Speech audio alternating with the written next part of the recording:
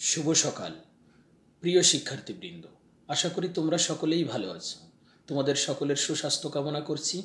আজকের হিসাব বিজ্ঞান ক্লাসে আমি শ্রীকুমার টিটো, সহকারী অধ্যাপক হিসাব বিজ্ঞান বিভাগ।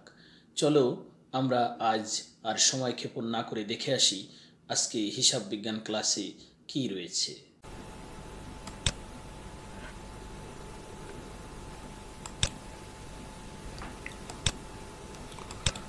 সবাইকে আজকের হিসাব বিজ্ঞান ক্লাসে স্বাগত জানাচ্ছি। আমি শ্রীকুমার টিটো, সহকারী অধ্যাপক হিসাব বিজ্ঞান বিভাগ, মাইলস্টোন কলেজ। প্রিয় শিক্ষার্থীবৃন্দ, আশা করি তোমরা সকলেই ভালো আছো।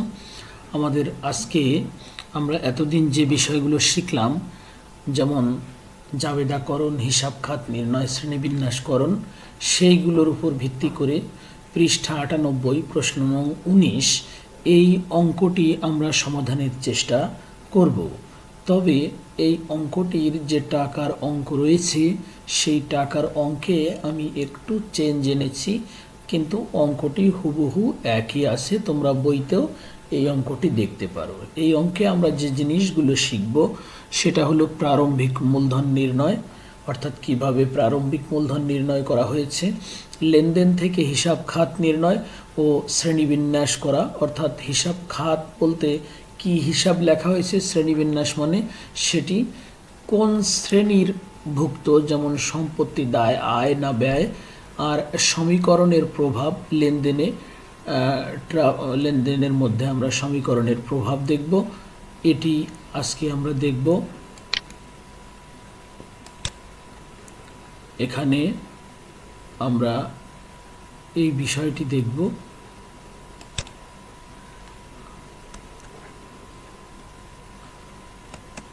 জাস্ট একটু আমি এখানে একটি বানান ভুল রয়েছে, এই বানানটি আমি একটু কারেকশন করে দিই।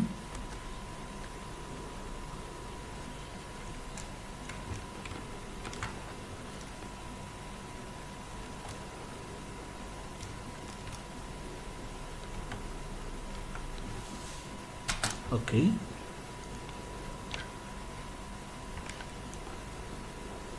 মাধ্যমে প্রমাণ করো যে সম্পদ সমান সমান দায় প্লাস স্বত্বাধিকার, সেটা অর্থাৎ এ সমান সমান এল প্লাস ওই, এই বিষয়টি এখানে প্রমাণের কথা বলা হয়েছে। এই তিনটি প্রশ্ন আমরা এই অঙ্কের মাধ্যমে সমাধান করব। চলো অঙ্কটি একবার দেখে নিই।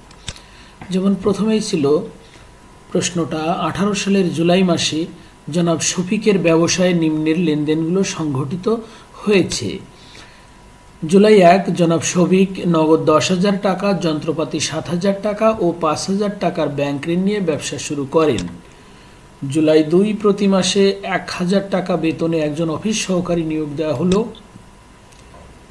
একজন গ্রাহককে ৫,০০০ টাকার সেবা প্রদান করে ২,০০০ টাকা পাওয়া গেল। ধারে সাপ্লাইজ ক্রয় করা হলো ৫০০ টাকা। একজন গ্রাহকের নিকট থেকে অগ্রিম প্রাপ্তি ১,০০০ টাকা। সাপ্লাইজ অব্যবহৃত রয়েছে ৩০০ টাকা।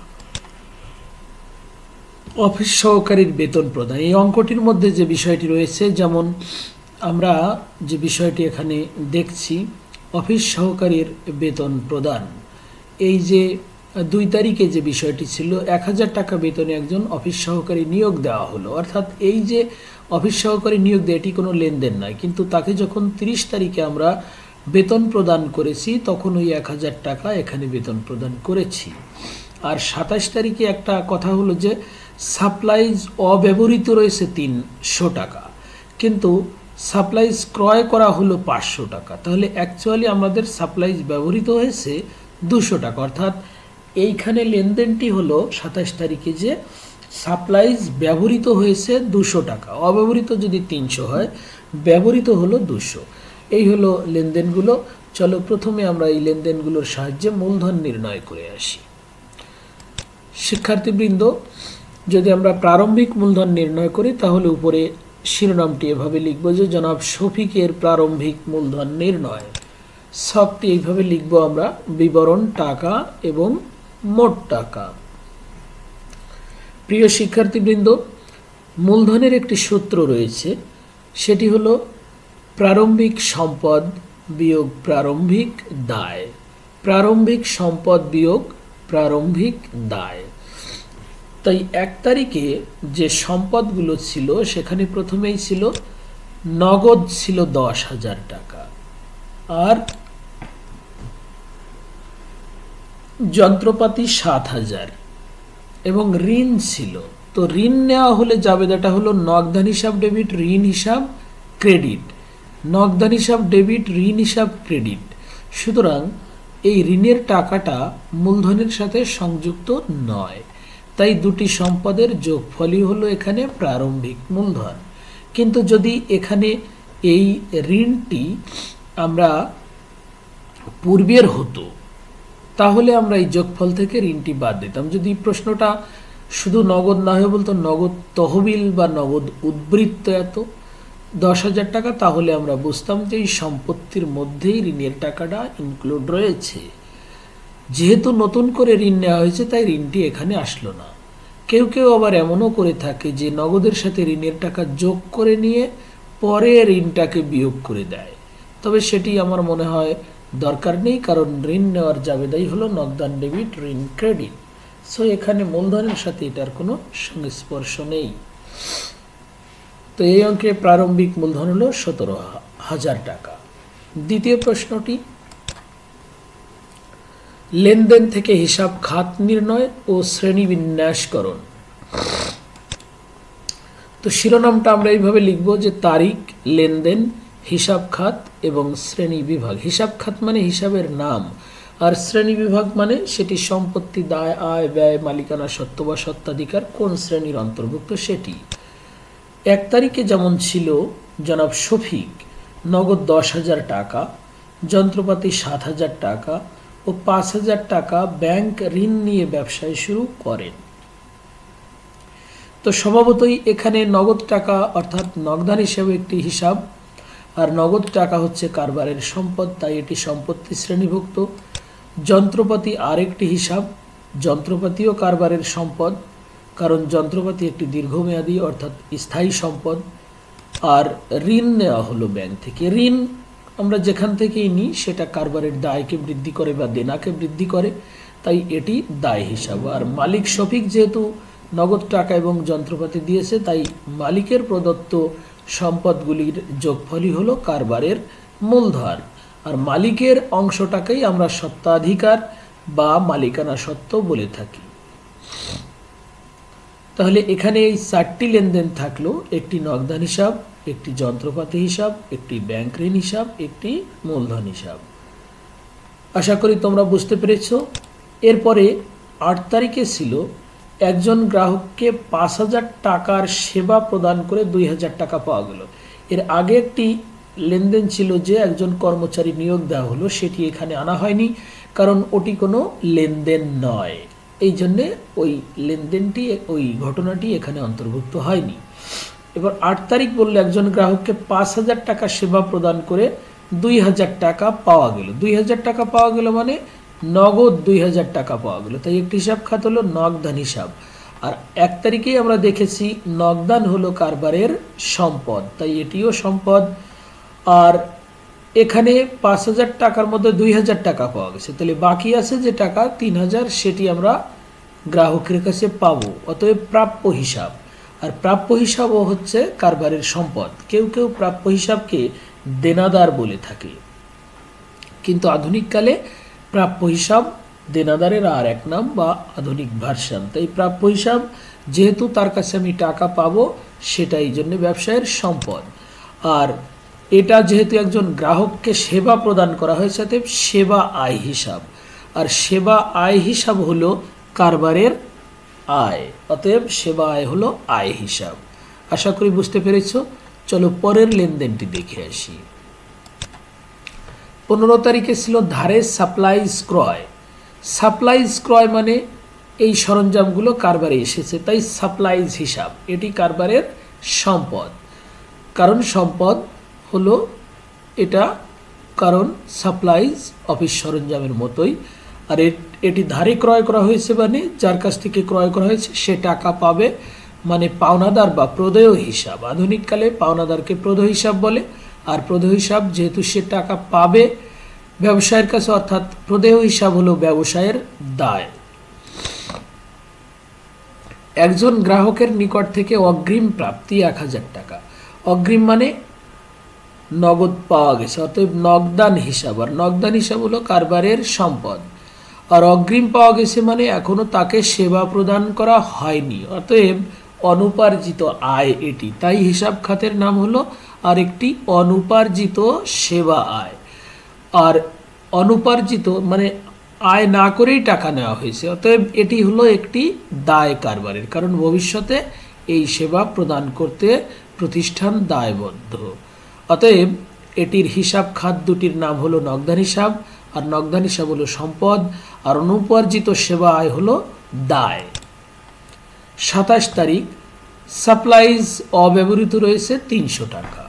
অতএব সাপ্লাইজ খরচ হলো কিন্তু এখানে 500 টাকার মধ্যে 200 টাকা। এই 15 তারিখে আমরা সাপ্লাইজ কিনেছিলাম 500 টাকা, সেখান থেকে 300 টাকা অব্যবহৃত আছে, অতএব খরচ হয়ে গেল 200 টাকা।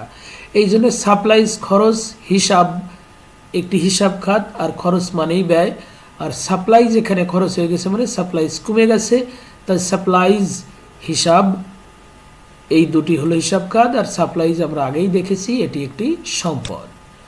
30 তারিখে অফিস সহকারীর বেতন প্রদান। অফিস সহকারীকে 1000 টাকা বেতনে নিয়োগ করা হয়েছিল, তাই এখানে বেতন প্রদান করা হয়েছে মানে বেতন হিসাব। বেতন হলো কারবারের ব্যয়, তাই এটা ব্যয় হিসাব বা ব্যয় শ্রেণীভুক্ত।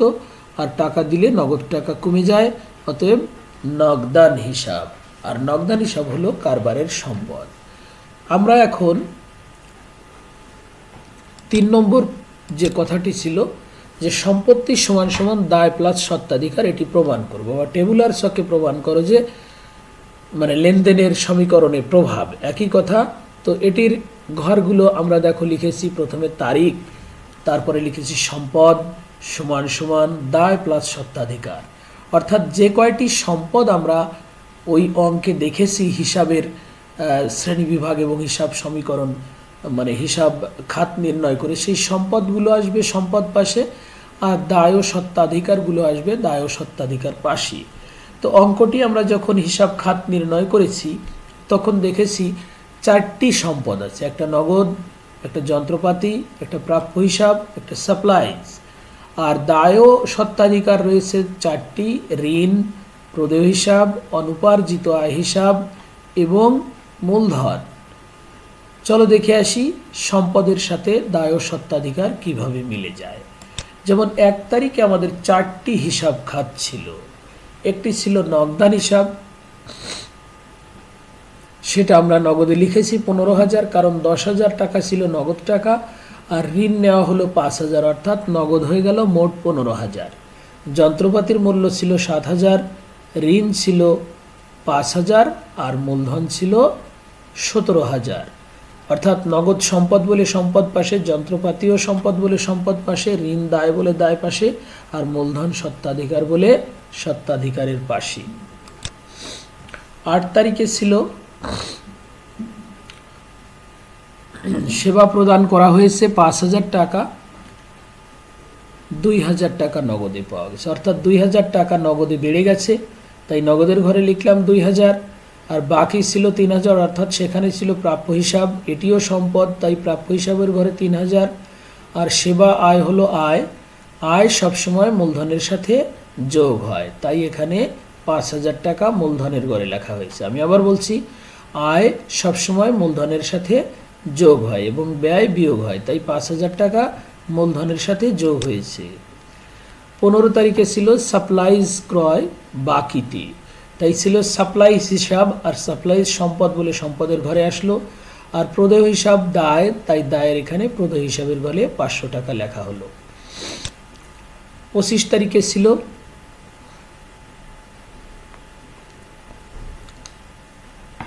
বেতন প্রদান,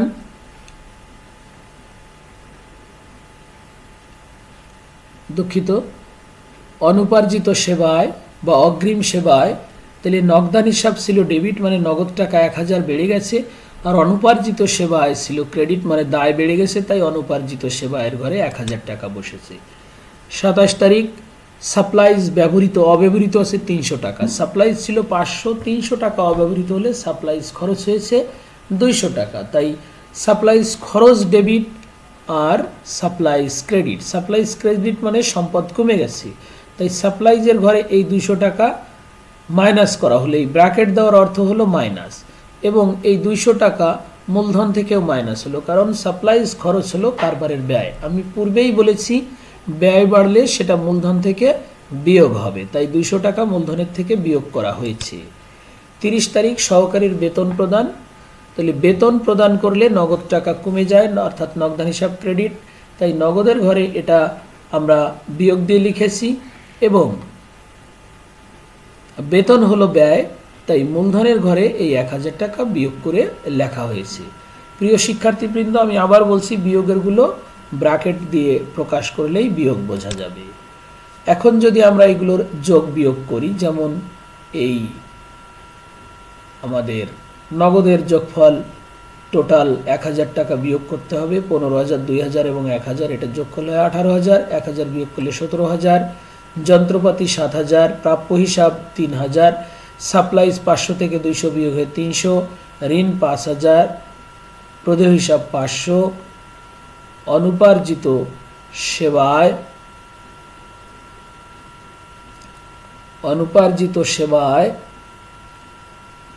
1000, অনুপার্জিত সেবায় 1000 এবং মূলধন এটি করলে হয় 20,500। প্রিয় শিক্ষার্থীবৃন্দ, এখানে একটু আমি এই 1000 টাকাটা একটু বসায়ে দিয়ে আসি, কারণ 1000 টাকা এখানে কম রয়েছে।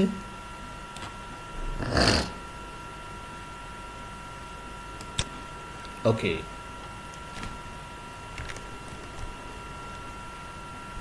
তাহলে উভয় দিকের যোগ করলে যোগফলটা আমাদের দাঁড়ায়, দুই দিকের যোগফল 27,300। অতএব দেখা যাচ্ছে সম্পদের দিকের যোগফল 27,300 এবং দায় সত্ত্বাধিকারের যোগফল 27,300। অতএব সম্পত্তি সমান সমান দায় প্লাস সত্ত্বাধিকার প্রমাণিত। আজকে হিসাব বিজ্ঞান ক্লাসে সকলকে শুভেচ্ছা জানাচ্ছি। সকলে ভালো থাকো, তোমাদের সকলকে নিরন্তর